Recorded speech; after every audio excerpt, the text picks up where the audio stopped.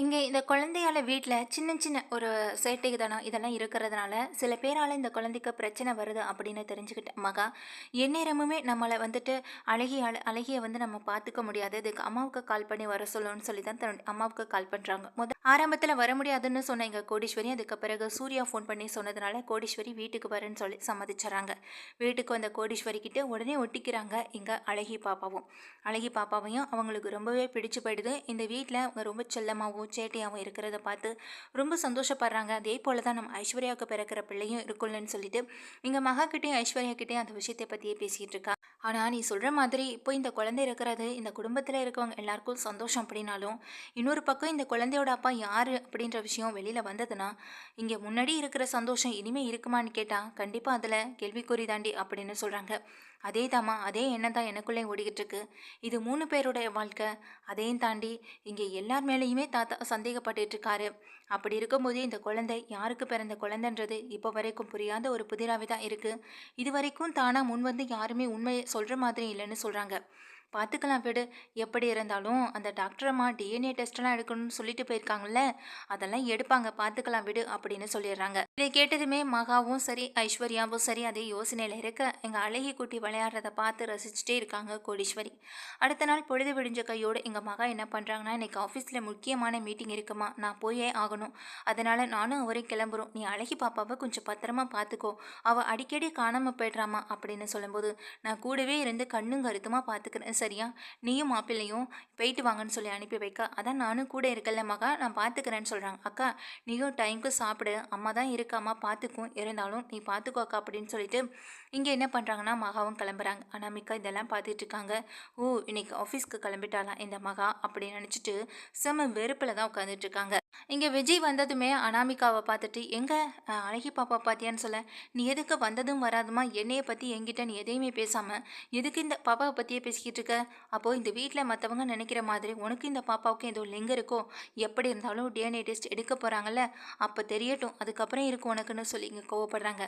அதானே, அது அப்போ தெரியட்டும், அது வரைக்கும் நீ எதுக்கு என்கிட்ட கோவத்தை காட்டுறேன்னு சொல்லும் பொழுது, அது வரைக்கும் உங்ககிட்ட நான் பேசவே கூடாதுன்னு நினைக்கிறேன், எல்லாத்துக்கும் தான் அப்படின்னு சொல்லிட்டு இங்கே என்ன பண்ணுறாங்கன்னா, அனாமிகா ரொம்ப கோவமாக போக, இதனால விஜய் ரொம்ப கவலையோடு இருந்துகிட்டு இருக்காங்க.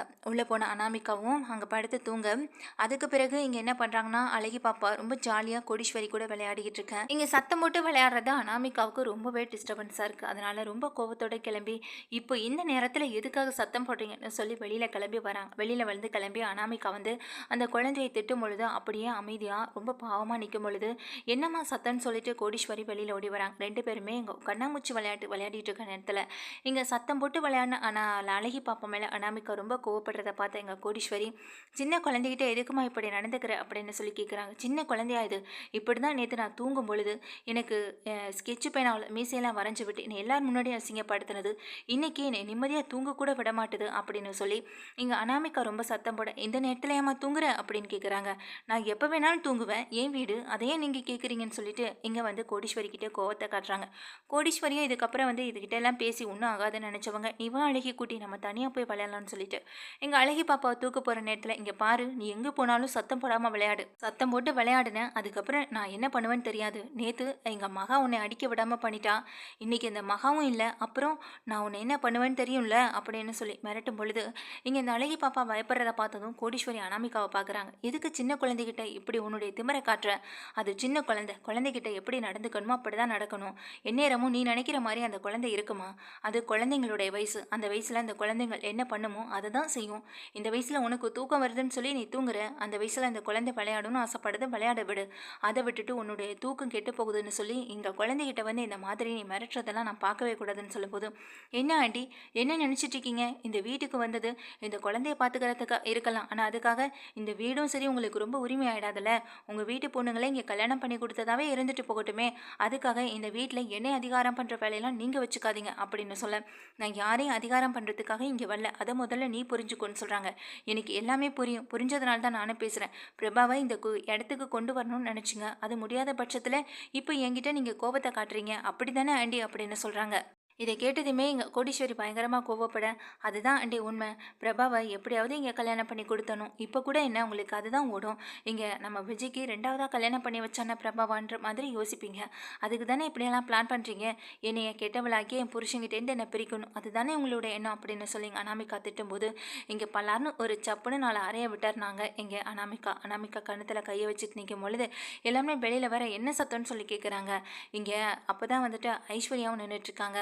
ஐஸ்வர்யா கீழே வந்து என்னாச்சுமா அப்படின்னு சொல்லிட்டு எதுவுமே தெரியாத மாதிரி கேட்க, இவ பேசின பேச்சுக்கு ஒரு அறையோட விட்டுருக்கேண்டி அப்படின்னு சொல்லும்போது, என்னன்னு சொல்லுமா, நானும் 4 அறைய விடுறேன் அப்படின்னு சொல்லி கேட்க, எதுக்காக இப்போ என் மருமகளை நீங்கள் அடிக்கிறீங்க, உங்களுக்கு என்ன உரிமை இருக்குன்னு சொல்லிட்டு என் மருமக மேலே நீங்கள் கையை வச்சிங்க. இந்த வீட்டுக்கு வந்து உங்கள் பொண்ணுங்க கிட்ட இந்த மாதிரி நடந்துக்காங்க, அதை விட்டுட்டு என்கிட்ட நீங்கள் உங்கள் அதிகாரத்து முறை இந்த மாதிரியா என்கிட்ட நடந்துக்காதீங்க அப்படின்னு சொல்லி இங்கே மோசமாகவே பேசுகிறாங்க. இதையெல்லாம் பார்த்த கோடீஸ்வரிக்கு பயங்கரமான ஒரு கோவம் வருது. ஐஸ்வர்யாவும் இதையெல்லாம் பார்த்துட்ருக்கேன். கோடீஸ்வரி எங்கள் அனாமிகாவை பார்த்து திட்டிட்டு அவங்க உள்ளே போயிடுறாங்க. வா அழகி குட்டி நம்ம உள்ளே போகலான்னு சொல்லி உள்ளே கூட்டிகிட்டு போக, இதையெல்லாம் பார்த்த சித்ரா தேவி இதுதான் சரியான நேரம்னு சொல்லிட்டு இங்கே அனாமிகா கிட்ட நல்லாவே இந்த கோடீஸ்வரியை பற்றி ஏற்றி விடுறாங்க. ஆனால் கோடீஸ்வரி இங்கே நல்லாவே குழந்தைகிட்ட தனியாக விளையாடுறத பார்த்துட்டு ரொம்ப கொள்ளவெறியில் இருந்துக்கிட்டு இருக்காங்க எங்கள் அனாமிகா. எப்படியாவது இந்த குழந்தைய நம்ம வந்துட்டு துரத்தி விட்டுறணும் அப்படின்ற ஒரு எண்ணம் தான் இங்கே அவங்களுடைய மனசுக்குள்ளே ஓடிக்கிட்டே இருக்குது. எப்படியா நம்மளால் முடிஞ்சதாக செய்வோம்னு நினச்சிட்டு இருக்காங்க. அதை விட அதிகமாக விஜய் அந்த குழந்தைகிட்ட காட்டுற அக்கறை எனக்கு கொஞ்சம் கூட பிடிக்கல அப்படின்ற மாதிரியும் எங்கள் அனாமிகா கோவத்தில் தான் இருந்துகிட்டு இருக்காங்க. அடுத்த நாள் எப்பொழுதும் போல் இங்கே அனாமிகா வந்துட்டு தன்னுடைய வேலைகளை கவனிச்சிட்டு இருக்க, இங்கே வந்து அதான் நேரம்னு சொல்லி எங்கள் சித்ரா தேவியும் பக்கத்தில் வந்து நின்றுட்டுருக்காங்க. அப்போ அந்த குழந்தை விளையாடுறதும் இங்கே எல்லார் கூடயும் சந்தோஷமாக இருக்கிறத பார்த்ததும், ஒருவேளை இந்த குழந்தைக்கு நான் நினைக்கிற மாதிரி விஜய் தான் அப்போ இருப்பானோ, ஏன்னா இங்கே எல்லாரையும் விட அவன் தான் இப்போல்லாம் அதிகமாக அக்கறை காட்டுறான்னு சொல்லி அனாமிகாவை திரைக்கி விட, அப்போ அங்கே பக்கத்தில் நிற்கிற கோடீஸ்வரி இந்த சித்ரா தேவிக்கு வேறு வேலையே இல்லை போல். இங்கே அனாமிகா கூட எப்பொழுதுமே ஒன்றா சுற்றிட்டு இருக்கவன் இப்போ அனாமிகா கிட்டே எப்படி பேசுகிறா பாருன்ற மாதிரி அங்கே பக்கத்தில் வராங்க. சித்ரா தேவி உனக்கு இதை விட்டால் வேறு வேலையே இல்லைன்னு நினைக்கிறேன் போல் அப்படின்னு சொல்லும்போது, என்ன இப்போது நான் என்ன பண்ணிட்டேன் அப்படின்னு சொல்லி சித்ரா தேவி எங்கள் கோடீஸ்வரி கிட்ட கோவப்பட, கோடீஸ்வரியும் சொல்கிறாங்க எங்கே தான் பையன் இதில் சிக்கக்கூடாதுன்னு பயந்து மற்றவங்க மேலே பழி போட்டு தப்பிக்கிறியே, இப்படியெல்லாம் செய்யும்போது தான் எனக்கும் உன் மேலே சந்தேகம் வருதுன்னு சொல்ல, இங்கே பாரு தேவையில்லாத பேச்செல்லாம் என்கிட்ட பேசிக்கிட்டு இருக்காது அப்படின்னு சொல்கிறாங்க. இங்கே அனாமிகா கூட எப்போதும் சேர்ந்து ஒன்றாவே சுற்றிக்கிட்டு இருப்பேன், இப்போ என்னடானா விஜய் மேலே பழியை போட்டு அனாமிகாவை தெருக்கி விடுறேன் அப்படின்னு சொல்கிறாங்க. அந்த மாதிரி என்னெல்லாம் எனக்கு இல்லை, பார்க்கும்போது எனக்கு தோணுச்சு அதனால தான் சொன்னேன்னு சொல்லும்போது, பார்க்கும்போது உனக்கு தோணுனா யார் என்னன்னு கூட பார்க்காம எல்லார்கிட்டையும் இப்படி தான் நடந்துப்பியா, இப்படி தான் பேசுவேன்னு சொல்லி கோவப்படுறாங்க. சரின்னு சொல்லிட்டு இங்கே சித்ராதேவி வந்துட்டு நைஸாக இங்கே வந்து கோடீஸ்வரி கிட்டே எஸ்கேப் ஆகி போக, எங்கள் கோடீஸ்வரி எங்கள் அனாமிகா கிட்ட சொல்கிறாங்க, இங்கே பாருமா விஜய் தம்பியெல்லாம் அப்படி பண்ணியிருக்க வாய்ப்பே இல்லை, பேசாமல் இங்கே மற்றவங்க சொல்கிறாங்கன்னு சொல்லி விஜய் தம்பி மேலே உன் கோவத்தை காட்டாதுன்னு சொல்லும்போது, யார்கிட்ட எப்படி நடந்துக்கணும்னு எனக்கு நல்லா தெரியும், தேவையில்லாமல் நீங்கள் எதுக்காக என்னுடைய விஷயத்தில் முக்க நுழைக்கிறீங்க அப்படின்னு சொல்லி இங்கே பேசுகிறாங்க. உன் நல்லதுக்காக தானே சொல்ல வந்தேன், இப்போ நீ எதுக்காக என்கிட்ட கோவப்படுறேன்னு சொல்லி இங்கே கேட்கும்போது, அதுக்கு அனாமிகாவும் எனக்கு உங்களை பற்றி தெரியாது நினச்சிட்ருக்கீங்களா, இங்கே என் இடத்துல பொண்ணு இருக்க வேண்டியது உங்கள் பொண்ணு இல்லை அப்படின்றதுக்காக எனக்கும் எங்கள் விஜய்க்கும் முக்கியமான பிரச்சனை வரணுன்றதுக்காகவே நீங்கள் பண்ண ஏற்பாடாக கூட இருக்கலாம். என்ன அழகி பாப்பா இந்த வீட்டில் இருக்க எல்லாரையும் விட உங்ககிட்ட தான் அதிகமாக ஒட்டிக்கிறான், அதனால தான் எனக்கு உங்கள் மேலே தான் ரொம்ப சந்தேகமாகவே இருக்குது அப்படின்னு சொல்கிறாங்க. என்னம்மா நீ இப்படியெல்லாம் பேசணுன்னு சொல்லிட்டு எங்கள் கோடீஸ்வரி ரொம்பவே வாயை பொழந்துட்டு நிற்க, உடனே அனாமிகா சொல்கிறாங்க, ஆமாம் ஆண்டி உங்கள் மேலே தான் எனக்கு ஒரு முக்கிய சந்தேகமே வருது, இதுக்கு எல்லாம் காரணம் நீங்களாக தான் இருப்பீங்களோன்னு எனக்கு தோணுது அப்படின்னு எங்கள் அனாமிகா சொன்னதுமே, போதுமா இதுக்கப்புறம் நீ ஒரு வார்த்தை கூட பேசாதன்னு சொல்லும்போது, நான் உண்மையை கண்டுபிடிச்சிட்டேன்னு உங்களுக்கு கோவமான்னு சொல்கிறாங்க.